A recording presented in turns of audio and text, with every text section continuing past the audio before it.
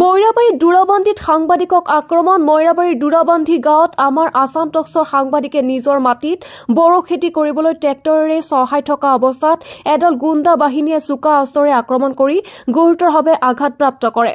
আসাম টক্সৰ বৰচলাৰ সাংবাদিক মুস্তাফা জামানক মাটিবাৰী সংক্ৰান্তত স্থানীয় ভূমাফিয়া আব্দুল মতিনৰ নেতৃত্বত অহা 7জনীয়া গুণ্ডা বাহিনীৰ দলটোৱে ৰড আৰু ডেগাৰেৰে আক্ৰমণ কৰে। আব্দুল মতিন পূৰ্বেও মাৰ্ডাৰ কৰি 10 বছৰ জেল খাটি আহিছে। স্থানীয় ৰাইজে ঘটনাৰ সন্দৰ্ভত খবৰ পাই সাংবাদিকগৰাকীক ততাতয়াকৈ মৈৰাবাৰী এফআইআৰত ভৰ্তি কৰায়। ইফালে সাংবাদিকগৰাকীয়ে মৈৰাবাৰী আৰক্ষী থানাত ঘটনা সন্দৰ্ভত এখনি এজাহাৰ দাখিল কৰে। লালিপাৰত আমাৰ মাটি আছে, সেই মাটিৰ সন্মুখেদি অলপ জেগা মানে বেলেগ এজনৰ মাটিৰ সন্মুখেদি গৈছে। এইখিনি কিন্তু চৰকাৰী ৰাস্তা। তাৰপিছত মই ৰাতিপুৱা গৈছিলোঁ নিজৰ মাটিত হাল মাৰিবৰ কাৰণে।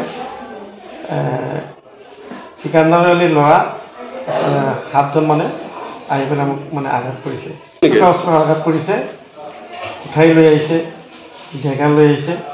আহি পেলাই মই থিয় হৈ আছিলোঁ। প্ৰথমতে মোক গেজা মাৰিলে, বুকুত মাৰিলে। তাৰপিছত মই পৰি গ'লোঁ।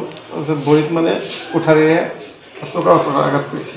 গুণ্ডাবাহিনীৰ দলটোত কেইজন আছিলে?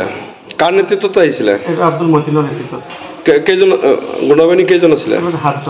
7জন। আপোনাক অকলে পাই মানে চোকা অস্ত্ৰেৰে আঘাত কৰিছে? এতিয়া আপোনাৰ ক'ত ক'ত আঘাত পাইছে?